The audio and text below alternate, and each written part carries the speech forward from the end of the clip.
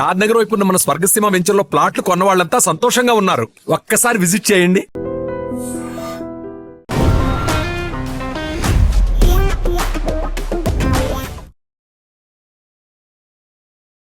Hi hello నమస్తే welcome back to our channel. నేను మీ వైషు. ఒక రిలేషన్షిప్లో కానీ, ఒక మ్యారేజ్లో కానీ, ఒక ఇంట్లో, ఒక లివిన్లో ఏదో ఒక దాంట్లో ఎప్పుడైనా కుకింగ్ కావాలి, రోజు వంట చేసుకోవాలి, అమ్మాయే చేయాలి. నువ్వు వండి పెట్టు, బాక్స్ పెట్టి ఈవినింగ్ నేను వస్తాను. ఎందుకని ఓన్లీ వై ఉమెన్ కుక్ చేయాలి? ఎందుకు? అదేమన్నా రూల్ ఉందా? చెప్పేటప్పుడు కూడా నలభీమా అంటారు, వంట చేసిన వాళ్ళు అప్పట్లోనే మగవాళ్ళు ఉన్నారని. మరి ఆడవాళ్ళు చేయకపోతే ఏమైనా ప్రాబ్లమా? అది తప్పుగా కన్సిడర్ చేస్తారా? ఈ విషయం గురించి మాట్లాడడానికి ఈరోజు నాతో పాటు రిలేషన్షిప్ ల్యాబ్ ప్రోగ్రాంలో రిలేషన్షిప్ ఎక్స్పర్ట్ ఉషశ్రీ గారు ఉన్నారు. మేడంతో మాట్లాడదాం. Hello ma'am. హాయ్ వైషు. నమస్తే. నమస్తే. బాగున్నారా? బాగున్నాను. ఓకే. సో, వంట అంటే ఆడవాళ్ళకి అనేది వెంటనే వినిపించే పదం గదా! ఒక రైమింగ్ వర్డ్ లాగా. వంట అనగానే ఆడవాళ్ళు జేస్తారు గదా! అనే ఒక నార్మలైజ్ చేసేసారు. చిన్నప్పటి నుంచే వంట ఆడవాళ్ళు చేయాలి అని. ఎందుకని వంట ఆడవాళ్ళు మాత్రమే చేయాలి? ఒక రిలేషన్‌షిప్‌లో ఉంటే ఇద్దరూ జాబ్ జేస్తే, ఇద్దరూ ఆఫీస్‌కెళ్తే why only women has to cook and బాక్సులన్నీ కట్టేసి పంపించి తను గూడా ఆఫీస్‌కి వెళ్ళాలి. అబ్బాయి గూడా కుక్ చేయొచ్చుగా? చేస్తున్నారుగా ఇప్పుడు. ఎవ్ ఎక్కడ? అబ్బాయిలు కుక్ చేస్తే అది వింత. ఓహ్! నువ్వు వంట చేస్తావా మీ ఇంట్లో?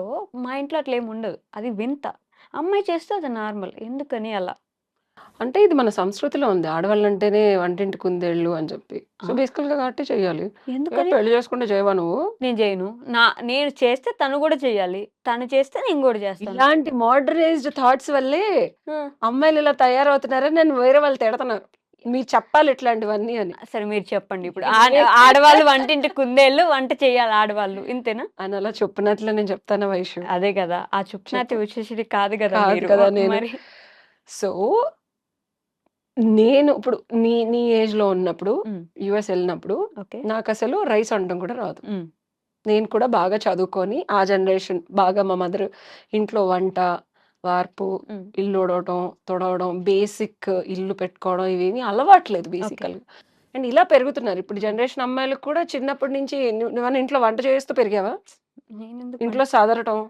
బట్టలు ఉతకడం, ఆరేయటం, మడత పెట్టడం, అవన్నీ ఏం డస్టింగు పనోళ్ళుంటున్నారు హ్మ్.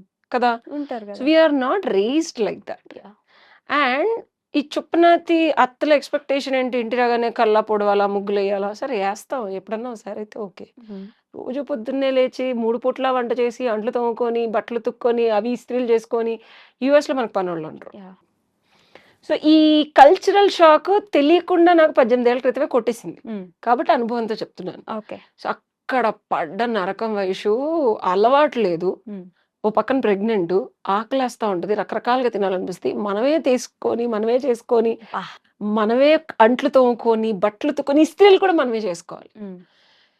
అండ్ ఆన్ ద టాప్ రోజు మా ఆయన నిన్ను కొట్టాడనుకో, వంట సరిగ్గా చేయలేదు, బాలేదు అని చెప్పి ఎలా ఉంటది?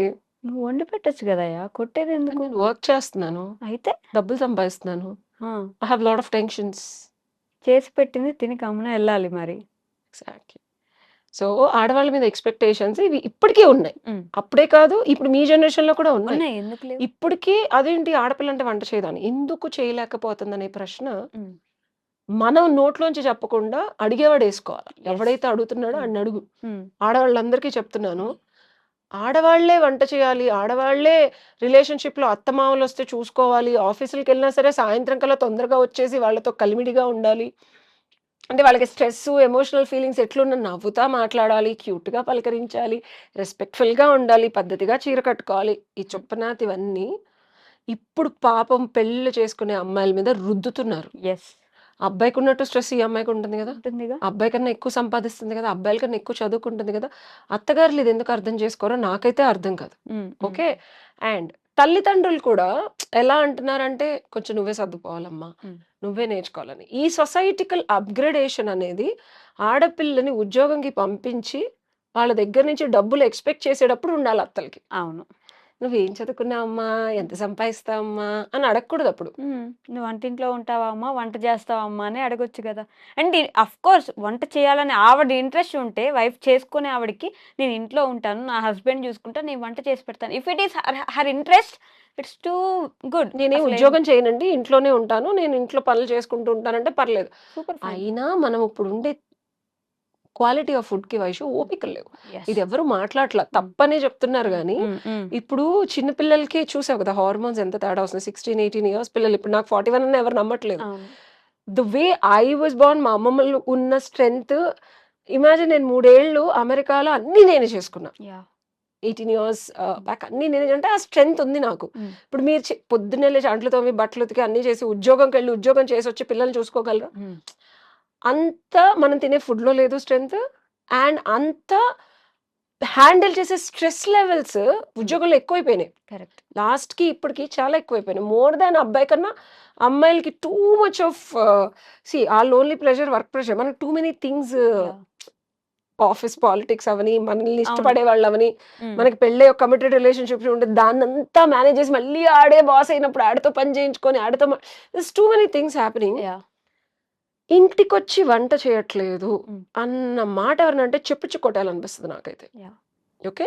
When the culture of Indian women has been upgraded to డబ్బులు సంపాదించాలి. నువ్వెంత సంపాదిస్తున్నావు? సైమల్టేనియస్‌గా అందంగా ఉండాలి. సైమల్టేనియస్‌గా ఇంటెలిజెంట్‌గా ఉండాలి. సైమల్టేనియస్‌గా నిన్ను బాగా అర్థం చేసుకోవాలి. నీ అమ్మ బాబాని అర్థం చేసుకోవాలి. నీ చెల్లెల్ని, ఆడపిల్లల్ని, అత్తమామల్ని అర్థం చేసుకోవాలి. అందరితోనూ సఖ్యతగా ఉండాలి అంటే ఐ కాంట్ కోరిలేట్. నాకు అందరూ నచ్చరు. యాహ్! ఇప్పుడు నువ్వు కూడా మా అమ్మ బాబుల్ని బాగా చూసుకొని, ఆళ్ళ ప్రాబ్లమ్స్‌ని చూసుకొని, మా చెల్లిని, తమ్ముడిని కూడా అలా చూసుకుంటున్నావా? వేర్ ఈస్ ద డిఫరెన్స్ మనిద్దరికి? ఈక్వాలిటీగా మనం సంపాదిస్తున్నప్పుడు ఒకప్పుడు లేదు. నా పనే మీ తల్లిదండ్రులు చూసుకోవడం, ఇంట్లో చక్కబెట్టుకోవడం, పిల్లల్ని కంటం అయినప్పుడు నువ్వు ఎక్స్‌పెక్టేషన్స్ పెట్టుకోవడంలో యాహ్! తప్పులేదు. And cooking is the biggest problem these days. మా కోడలేమో వంట చేయదండి. మా ఆవిడ నాకు వండి పెట్టదండి. లేట్‌గా లెగుస్తది. నైట్ చాలా లేట్‌గా పడుకుంటది. అమ్మాయి లైఫ్ స్టైల్ అలాగే పెరిగింది. అమ్మాయి అర్ధరాత్రుల వరకు తిరగకుండాను, లేకపోతే పొద్దున్నే లేచి యోగాలు చేసే సంస్కృతిలో ఏం పెరగల. ఆ జనరేషన్ అలా ఉంది. యాహ్! నువ్వు కూడా తిరిగావుగా. నీ ఫ్రెండ్స్ తెలుసుగా. స్కూల్లో, కాలేజుల్లో ఎట్ట తిరిగారో, పబ్బులకెళ్లారో. మరి అలాంటి అమ్మాయే కదా! ఆ జనరేషన్ అమ్మాయిని పెళ్లి చేసుకున్నప్పుడు 3 పూట్ల వంట చేయాలి. వచ్చినప్పుడు తల్లిదండ్రులకు కూడా బాగా వాళ్ళ ఎక్స్‌పెక్టేషన్స్ తగ్గట్టు వంట చేసి పెట్టాలి అంటే, నువ్వు మగాడివైతే నీ దగ్గర అంత సత్తా ఉంటే పెళ్ళాన్ని పెళ్లి చేసుకొని కట్నం తీసుకున్నప్పుడు ఇంట్లో కూర్చోబెట్టు.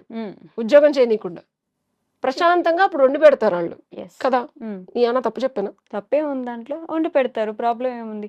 అదే గాకుండా వాళ్ళ రిలేటివ్స్ వాళ్ళందరూ ఒక 10 మంది, 20 మంది వచ్చినా కూడా ఇంట్లో వండి పెట్టమ్మా అన్నారు. ఎందుకు వండాలి? ఆర్డర్ పెట్టుకోండి. అంతమందికి వండడానికి వాడు మనిషా? లేకపోతే ఇంకేమన్నానా? అనే క్వెషన్ కూడా వస్తుంది గదా! అంటే అది కొంచెం వ్యంగ్యం అవుతది. నిజంగా ఒక ఫ్యామిలీ రిలేషన్‌షిప్‌లో ఉన్నప్పుడు ఎవరైనా వస్తున్నప్పుడు ఇద్దరూ దాన్ని మేనేజ్ చేసుకోవాలి. ఇప్పుడు నేనే యూఎస్‌లో ఉన్నాను. మా ఎక్స్ హస్బెండ్ యూజ్డ్ టు మనం గెట్ టుగెదర్స్ ఉండే. అక్కడ పాట్‌లాక్స్ ఉండే, గెట్ టుగెదర్స్ ఉండే. వీకెండ్స్‌లో వచ్చేవాళ్ళు. పాపం కాలేజీలో చదువుకునే పిల్లలు ఉండేవాళ్ళు. ఆళ్ళేం ఓకే. పెద్దగా వంటలు చేసుకునేవాళ్ళు కాదు. ఒక 7, 8 ఐటెమ్స్ నేనే చేసేదాన్ని. హ్మ్. ముందు రోజే అన్నీ చాప్ చేసి పెట్టేసుకొని, వచ్చేటప్పటికి నేను కెన్ యూ బిలీవ్ 28 మందికి పూరీలు చేసేదాన్ని ఓకే. లైవ్‌లో. సో, చెయ్యొచ్చు. వైఫ్ అండ్ హస్బెండ్ ఇద్దరు కనుక ఆ టైం తీసుకొని, ఆ ఎఫర్ట్ పెట్టి చేస్తే 20 ఏంటి 40 మందికి కూడా ఇంట్లో వండి పెట్టొచ్చు. అది బట్ మీకు ఇంట్రెస్ట్ ఇద్దరికీ ఉంది. మీ ఉండాలి. హస్బెండ్ కూడా మీకు సపోర్ట్ ఇద్దరికీ చేశారు. ఉండాలి. అంతేకాని నువ్వు పెళ్ళాం కాబట్టి నువ్వే చేయాలన్న కాంటెక్స్‌లో కాకుండా, హ్మ్. మా పేరెంట్స్ వస్తున్నారు. మనిద్దరం కలిసి చేసుకుందాం. లేదా నీ పేరెంట్స్ వస్తున్నారు. లేదా మన ఫ్రెండ్స్‌ని పిలిచాం. యాహ్! లేదా మన రిలేటివ్స్ మా అక్క వాళ్ళు 10 రోజులు హ్మ్. ఉండడానికి వస్తున్నాడు. హ్మ్. సో, ఈ కాంటెక్స్ట్‌లో ఇద్దరు కష్టమే. ఇప్పుడున్న మెంటాలిటీలో అక్క, బావ, అన్న, తమ్ముడిని మనం యాక్సెప్ట్ చేసి మన ఇళ్లల్లో ఉంచుకోవడం చాలా కష్టం. అవును. నీకు వండి పెట్టడమే ఎక్కువైతే ఆళ్ళందరిని నేను ఎందుకు పోషించాలి అని అమ్మాయి అనుకోవడంలో తప్పులేదు. ఎప్పుడు ఆ అమ్మాయికి వాళ్ళకి పడనప్పుడు. యెస్. అది నువ్వు అర్థం చేసుకోవాలి. పడేలాగా వాళ్ళు కూడా బిహేవ్ చేయాలి. నువ్వు వదిన కాబట్టి అథారిటీ చూపించావనుకో ఏ ఆడది సహించదు. అవును. నీ అన్న కన్నా నేను ఈక్వల్‌గా సంపాదిస్తున్నాను అంటది. తిని కూర్చున్న ఆడది కూడా సంపాదించదు. నాకు ఇష్టం లేదు. నాకు వై వుడ్ ఐ అడ్జస్ట్ అంటది. సో, ఇక్కడ భార్యాభర్తల relationship and understanding is very important Vaishu. 3 పూట్ల పెళ్లి కాకముందు నువ్వు ఎట్ట తిన్నా పెళ్ళాం రాకముందు. అలాగే తినటానికి ట్రై చెయి.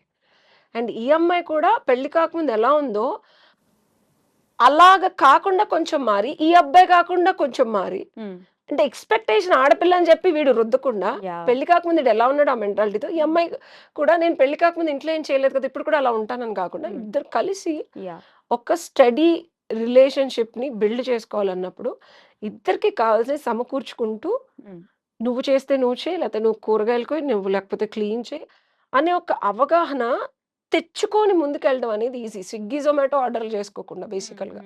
బికాజ్ నేను ఇప్పుడు నీకు సొల్యూషన్ చెప్తా. ఓకే. వంట is the most basic thing which you have to do every day. Yeah! And you can make it more fun and romanticize the same. Yeah! Yeah! And make it more positively elevating in a relationship. Yes. Okay. ఇట్లా కొట్టుకు చచ్చే బదులు Mm. ఎవడు వంట చేయాలి, నేను చేయాలి, నువ్వు చేయాలి అనే బదులు సో వంటను కూడా మంచి రొమాంటిక్ స్పైసీ రొటీన్ లాగా పెట్టుకున్నారనుకో, హ్మ్. ఒక్కొక్క రోజు ఒక్కొక్కలాగా వింతగా, విడ్డూరంగా, కోరికతో, కామంతో, క్రేజీగా వంట చేసుకున్నాం అనుకో, తినేటప్పుడు టేస్ట్ బాగుంటది. ఎందుకంటే ఓన్లీ వంటలో ఉన్న అద్భుతం ఏంటంటే మనం ఏ ఎమోషన్‌తో వండితే ఆ వంటలో ఆ ఎమోషన్ మనకొస్తదంట. ఆ! అవును. మంచి రొమాంటిక్‌గా వండారనుకో ఆ రోజు మీ ఆయన ఇంక ఆఫీస్‌కెళ్ళడు.